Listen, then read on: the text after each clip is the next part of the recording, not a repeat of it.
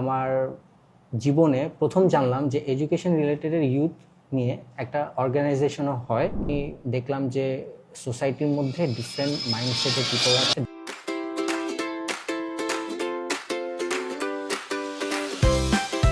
Hello everyone, সবাইকে স্বাগত জানাচ্ছি grow reader foundation presents the curious mind পডকাস্টের আজকের এপিসোডে। আপনাদের সাথে পুরো জার্নিতে হোস্ট হিসেবে আমি আছি নুসরাত জাহান প্রিয়া। আজকে আপনারা যারা আমাদের শোতে নতুন জয়েন করেছেন তাদের জন্য একটু বলে রাখি, আমাদের চেনা দুনিয়া চেনা নিয়মের বাইরে যারা একটু ডিফারেন্টলি চিন্তা করেন, যারা যে কোনো কিছুতে কেন এবং কিভাবে উত্তর খুঁজে বেড়ান, তাদের সেই কৌতূহলী গল্পগুলো লাইমলাইটে আনাই হচ্ছে আমাদের এই পডকাস্টের মূল উদ্দেশ্য। গ্রো রিডার ফাউন্ডেশন 2016 সাল থেকে কাজ করে যাচ্ছে শিশুদের নিরাপদ শিক্ষার পরিবেশ নিশ্চিত করতে। আমাদের রয়েছে স্কুল, রয়েছে বিভিন্ন ধরনের লাইব্রেরি এবং রয়েছে শিক্ষক, অভিভাবক এবং শিক্ষকতায় আগ্রহীদের জন্য বিভিন্ন ধরনের ট্রেনিং। এই যাত্রায় আমাদের সাথে রয়েছে প্রায় 300 ভলান্টিয়ার, যাদেরকে আমরা GORF অ্যাম্বাসেডর এবং নেক্সট ফাইটার বলে থাকি। আজকে আমাদের সাথে আছেন এমনই একজন নেক্সট ফাইটার, যিনি স্কুলে থাকা অবস্থায় পড়াশোনার পাশাপাশি কাজ করেছেন সুবিধাবঞ্চিত শিশুদের মুখে হাসি ফোটানোর জন্য। তিনি বর্তমানে ঢাকাতে BF শাইন কলেজে সায়েন্সে সেকেন্ড ইয়ারে আছেন। স্বাগত জানাচ্ছি নাফিউল মাহির ফয়সাল ভাইকে। ভাইয়া কেমন আছেন? আলহামদুলিল্লাহ আপু, আপনি কেমন আছেন? এই তো ভাইয়া ভালো আছি। আচ্ছা ভাইয়া, আপনার হচ্ছে যে স্টোরিটা আমি শুনেছি যে আপনি ক্লাস 10 থেকেই হচ্ছে গ্রো রিডার ফাউন্ডেশনের সাথে জয়েন আছেন। তো এত ছোট বয়স থেকেই হচ্ছে আপনি ভলান্টিয়ারিং কাজের সাথে জয়েন হয়েছেন, এর পিছনে আসলে মূল স্টোরিটা কি ছিল? হ্যাঁ, সত্যি বলতে আপু স্টোরিটা একটু ইন্টারেস্টিং। আমি যখন ক্লাস 10-এ থাকতে ফেসবুকে একদিন স্ক্রল করছিলাম। স্ক্রল করতে করতে আমি একটা ECA গ্রুপ, মানে একটা extra curricular activities Facebook group ছিল। সো সেই গ্রুপে আমি একটা গ্রো রিডার সম্পর্কে একটা পোস্টার দেখি। সো পোস্টারটা যখন প্রথম ইমপ্রেশন ছিল আমার, তখন আমার অনেক ভালো লেগেছিলো এবং আকর্ষণীয় লেগেছিলো। তা আমি পরে হচ্ছে ক্যাপশনটা পড়ি। ক্যাপশন পড়ে আমি আমার জীবনে প্রথম জানলাম যে এডুকেশন রিলেটেড ইউথ নিয়ে একটা অর্গানাইজেশনও হয় এবং সেটি প্রেজেন্সে আছেও। সো আমি ক্যাপশনটা পড়ে আমার ভালো লেগেছে এবং একটু কিউরিওসিটিও জেগেছিল যে না, এটা মেবি একটা গুড অপরচুনিটি আমার জন্য। তখন আমি সাথে সাথেই হচ্ছে অ্যাম্বাসেডরের পোস্টটা আমি অ্যাপ্লাই করি এবং অ্যাপ্লাই করার পর হচ্ছে আমি ইভেন ইন্টারভিউর জন্য সিলেকশন পাই এবং আমি এবার গ্রো রিডারে সিলেক্ট হই। ওকে ভাইয়া, গ্রো রিডার ফাউন্ডেশনের সাথে তো আপনি অনেক লম্বা সময় ধরে ছিলেন।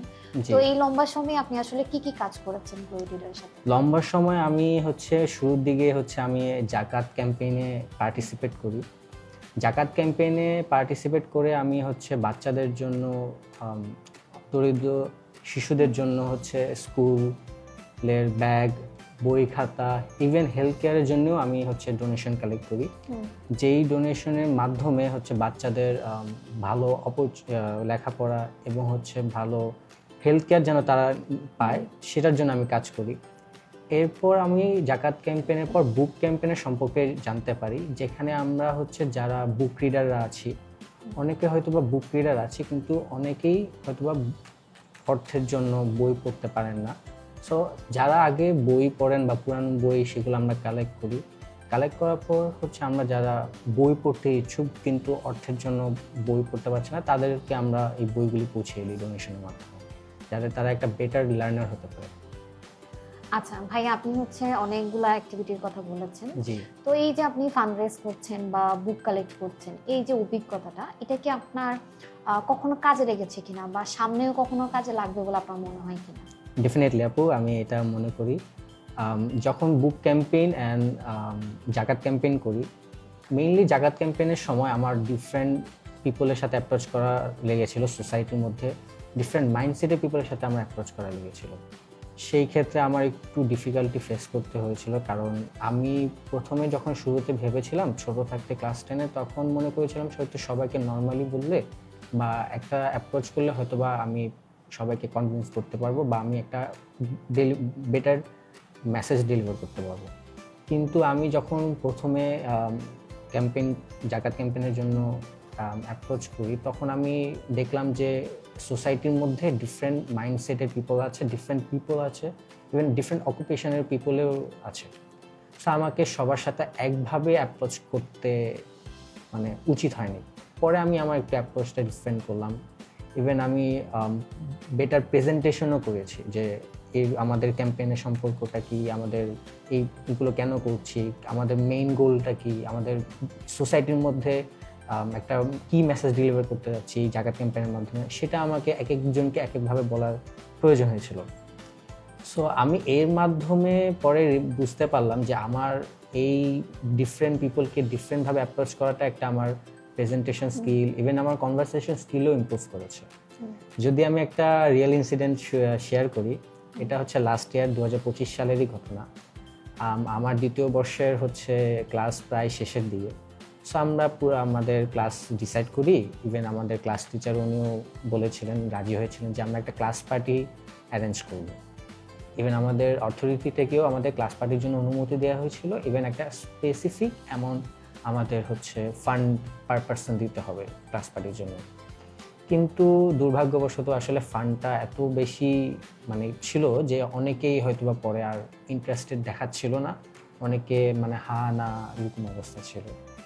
সো পরে এরকম এমন পর্যায়ে ছিল যে আমাদের কেউ ক্লাস পার্টি করবে না, মানে অনেক কম ছিল। 100 জনের মধ্যে বলেন যদি 220 মানে 100 জনের মধ্যে 20 জন হয়তো বা রাজি হয়েছিল। পরে আমাদের ক্লাস টিচার উনিও একটু মানে আপসেট বা কষ্ট পেয়েছিলেন।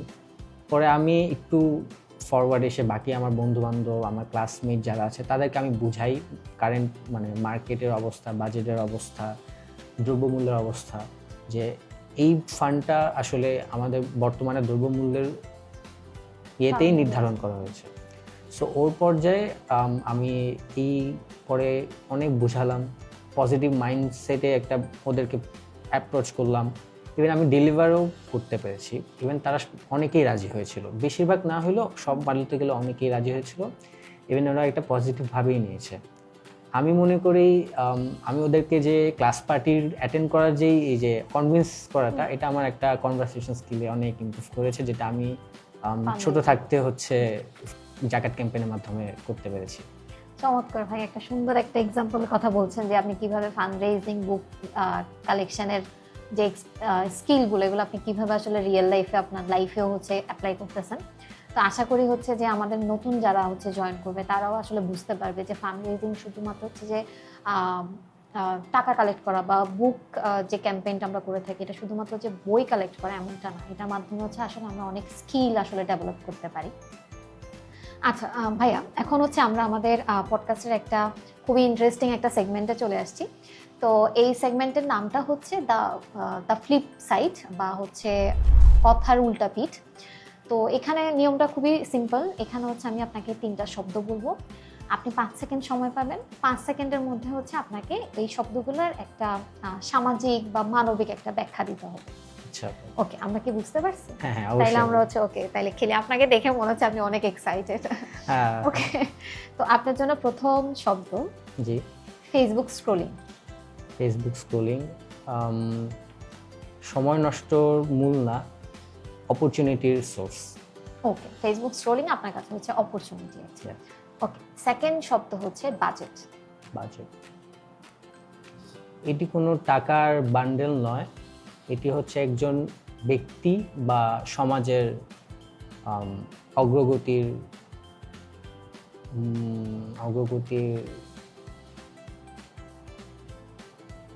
স্টার্ট, শুরু।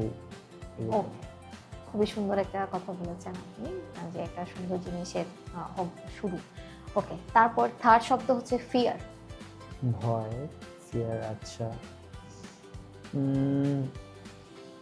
আমাদের ব্রেনের ময়লা আবর্জনাই বলবো, আর বলবো যে এটা আমাদের আসলে মাথা থেকে বের করে ডাস্টবিনে ফেলে দেওয়া উচিত। আচ্ছা, এটা ফেলে ডাস্টবিনে ফেলে দেওয়া উচিত। ওকে, খুবই সুন্দর কথা বলেছেন আপনি। আচ্ছা ভাইয়া, এখন আপনার থেকে আমি যেটা জানতে চাইবো সেটা হচ্ছে আমাদের গ্রোয়ো রিডার ফাউন্ডেশনের যারা ভলান্টিয়ার থাকে ওনারা হচ্ছে ডিউক অফ এডিনবরা অ্যাওয়ার্ড প্রোগ্রামে হচ্ছে এনরোল করার সুযোগ পায়। তো এই সুযোগটাকে আপনি আসলে কিভাবে দেখছেন?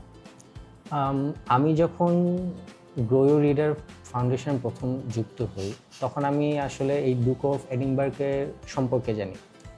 ডিউক অফ এডিনবার্গ হচ্ছে এমন একটি প্রোগ্রাম যেটা আন্তর্জাতিক প্রোগ্রাম, এর মাধ্যমে নানা যারা শিশুরা আছে বা টিনেজাররা আছে তারা তাদের ভলেন্টিয়ারিং একটা স্কিল হচ্ছে রিকগনিশন পায় তারা করে সোসাইটির মধ্যে। সো যখন আমি যুক্ত হই তখন আমি প্রথম জানলাম এবং এ সম্পর্কে জানলাম যে এরকম ভলেন্টিয়ারিংয়ের রিকগনিশনের জন্য কোনো একটা প্রোগ্রাম আছে ইন্টারন্যাশনালি তাও। সো আমি যদি অপরচুনিটিটা বলি তাহলে এটা একটা বেটার অপরচুনিটি, কারণ আমরা হচ্ছে দিন দুপুরে হয়তো বা অজানাভাবে আমরা ভলেন্টিয়ারিং অনেক কাজ করি যেখানে আমরা নিজেরাই রিয়েলাইজ করি না, এবং আমরা দিনে দুপুরে বা প্রতিদিনও এমন আছে যে আমরা ভলেন্টিয়ারিং করি কিন্তু আমরা নিজেদের মধ্যে সেই রিয়েলাইজেশনটা আনতে পারি না। কিন্তু এই রিয়েলাইজেশনটা না আনতে পারলেও আমাদের মধ্যে যে ভলেন্টিয়ারিং করেছি জীবনে বা আমাদের লাইফে যে একটা প্রুফ হিসেবে থাকবে এটারও কোনো গ্যারান্টি থাকে না। কিন্তু ডুক অফ এডিনবার্গের মাধ্যমে আমি আমার লাইফে যে ভলেন্টিয়ারিংয়ে করেছি একটা স্পেসিফিক পিরিয়ডে সেটা আমি একটা গ্যারান্টি নিশ্চয়তা করতে পারি। এবং এই অপরচুনিটিটা আমি ভালো দেখছি কারণ এটা একটা ইন্টারন্যাশনাল রিকগনাইজেশন যেটা আমি আমার জীবনের পরে সিভিতে হোক, জবের ক্ষেত্রে হোক, অথবা আমি হায়ার এডুকেশনে যদি আমি অ্যাব্রড যাই তখন হয়তো বা আমার এটা সিভিতে বা রিজিউমেতে বা আমার এসেতেও আমার অনেক কাজে দিবে এটা। ওকে, আপনি ঠিক বলেছেন যে আমরা আসলে অনেক ধরনের কাজই তো করি, তো আমার কাজগুলো যদি আমি একটা গ্লোবাল রিকগনিশন পাই সেটার থেকে ভালো জিনিস তার হতেই পারে না। ওকে ভাই, আমরা আমাদের পডকাস্টের একদম লাস্টে চলে আসছি। তো আপনি যদি হচ্ছে এই পর্যায়ে এসে আমাদের নতুন যারা আমাদের সাথে জয়েন করবে ভলান্টিয়ার তাদের জন্য যদি কোনো মেসেজ দিতেন। মেসেজ দিতে যারা নতুন আসবে তাদেরকে আমি একটাই কথা বলবো যে ভয় পেলে আসলে কোনো কিছুতে আগানো যায় না। অ্যান্ড আমি যদি ভলেন্টিয়ারিংয়ের করার আগেই যদি হার মেনে নিই, এরকম চিন্তা ভাবনা রাখি যে আমাকে তো জাকাত ক্যাম্পেইন করতে হবে, বুক ক্যাম্পেইনে পার্টিসিপেট করতে হবে, মানুষের সাথে কথা বলতে হবে, অ্যাপ্রোচ করতে হবে, এইসব আসলে শুধু মানে নিজেকে ধরে রাখার মতন। জীবনে হচ্ছে এইগুলো ভেবে থাকলে আমি জীবনে আগাতে পারবো না, বা আমি আমার যারা এই বাচ্চারা আছে যাদের জন্য আমি কাজ করছি তারা হয়তো বা একটা বেটার এডুকেশন, হেলথ কেয়ার বা স্টেশনারি কিছুই পাবে না তাদের পড়ালেখার জন্য। সো আমি বলবো এই ভয়ে যদি শুরুর দিকে থাকে তাহলে আমি বলবো না রাখতে, মাথা থেকে হচ্ছে এই ভয়টা ডাস্টবিনে ফেলে দেওয়ার জন্য। কারণ যদি এই ভয় নিয়ে আমি যদি এই ফাউন্ডেশনে ঢুকি বা যে কোনো ফাউন্ডেশনে আমি ঢুকি তাহলে এটা আমাকে নিজেকেই ধরে রাখবে, আমাকে জীবনে এগিয়ে যাওয়ার, ইভেন আমাদের কোনো সোসাইটিতে একটা চেঞ্জ আনা। সো আমি বলবো ভয় না রাখতে, অ্যান্ড শুরুর দিকে এটা না ভাবতে যে আমি পারবো কি পারবো না। শুরু করলে সব কিছুরই একটা শেষ আছে। আমি যদি শুরু করি তাহলে আমি একটা ইনশাআল্লাহ বেটার আউটকাম নিয়ে শেষ করতে পারবো। থ্যাংক ইউ সো মাচ ভাইয়া, এত সুন্দর সুন্দর পজিটিভ কথা আমাদের সাথে শেয়ার করার জন্য। আশা করি যে আপনার পজিটিভ কথাগুলো শুনে আমাদের অনেক নতুন যারা আসবে তাদের মধ্যেও একটা স্পার্ক ক্রিয়েট হবে। তো আপনাকে অনেক অনেক ধন্যবাদ ভাইয়া। ধন্যবাদ আপু আমাকে ডাকার জন্য এবং কিউরিয়াস মাইন্ডে আমাকে একটা সুযোগ দেওয়ার জন্য এবং আমার এক্সপিরিয়েন্সের জন্য ধন্যবাদ আপু। থ্যাংক ইউ ভাইয়া।